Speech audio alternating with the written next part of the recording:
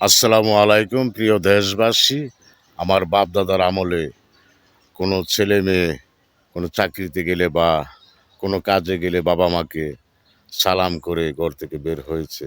আর এখন বাবা মাকে সালাম করে নাকি বেদাত। ওই ওহাবি মৌলবীরা জামাত যারা, তারা বলছে তারা ইসলামের শত্রু, তারা বাংলাদেশের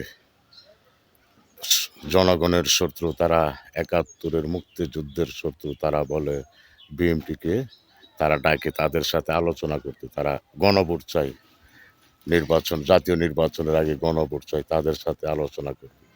তোরা ৭১-এর শত্রু, তোরা জনগণের শত্রু। শুধু তাই নয়, তোরা বাংলাদেশের আল্লাহর অলিগণের শত্রু, নবীজির দুশমন। তারা, তাদের সাথে যারাই জোট করবে তারাই নবীজির শত্রু, দুশমন হবে, আল্লাহর অলিগণের শত্রু। তারা, তাদের সাথে কেউ জোট করতে যাবে না।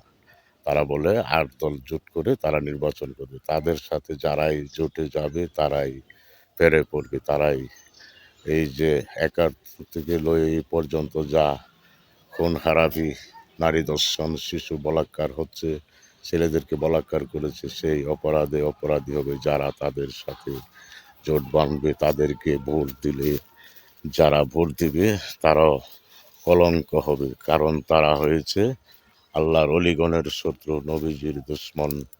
যারা পাঞ্জাতনের ক্ষতি করে, যারা নবীকে বলে আপনি আমার মতো মানুষ, আল্লাহর অলিগণের মাজার ভাঙ্গে, পাগলকে তুলে কবর থেকে উঠিয়ে তার লাশ পুড়ে দেয়, তাদেরকে মানুষ বলা যায় না। তারা নবীজির উম্মত না, তারা হইল এই দেশের শত্রু, বাংলাদেশের শত্রু। জামাত যেখানে আছে তারা সেখানেই এই মানুষের ইসলামের ক্ষতি করে। তারা বলে নবীজি আপনি আমার মতো মানুষ, আপনার আমার বড় ভাইয়ের মতন।